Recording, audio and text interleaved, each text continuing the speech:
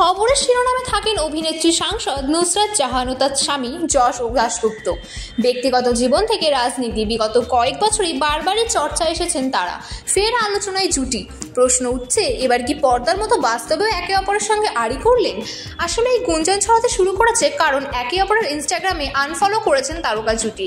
ছবি, video, post সব আগের মতোই আছে দুজনের ইনস্টা পেজে, শুধু ফলোয়িং তালিকায় আর দেখা যাচ্ছে না তাদের। যদিও অনেকে মনে করছেন এটা ওদের কোনো পাবলিসিটি স্ট্যান্ড। অন্যদিকে কিছু মানুষের ধারণা নিজেদের মধ্যেও কোনো অশান্তির জেরে হয়তো এই কাজ করেছেন তারা। যদিও এই বিষয়ে প্রকাশ্যে যশ বা নুসরাত কেউই কিছু বলেননি এখনো। তবে জুটির মধ্যে সমস্যার গুঞ্জনের আরও বেশ কিছু কারণ আছে।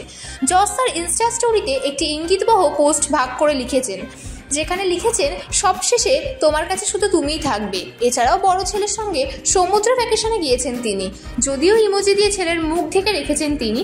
অন্যদিকে নুসরাতের তরফ থেকে কোনো ইঙ্গিতবহ পোস্ট নেই, তবে তিনি আর ছেলে ঈশানকে নিয়ে পাহাড়ে ভ্যাকেশনে গিয়েছেন। এছাড়াও আরই ছবি তৈরির সময় অভিনেত্রী মৌসুমী চট্টোপাধ্যায় সম্পর্ক বিয়ে নিয়ে বিশেষ টিপস দিয়েছেন যশ নুসরাতকে। একথা বিভিন্ন সাক্ষাৎকারে নিজেরাই জানিয়েছেন জুটি। মৌসুমী তাদের বলেছেন নিজেদের মধ্যে সমস্যা হলেও তা বাইরে কাউকে জানতে না দিতে, নয়তো তৃতীয় ব্যক্তির আগমনে সুবিধা হয়। সেজন্যই কি শুধু আনফলো করেছেন দুজনে, নাকি প্রচারের স্বার্থে এরকম কাজ? সত্যিই কোনটা তা বলবে সময়।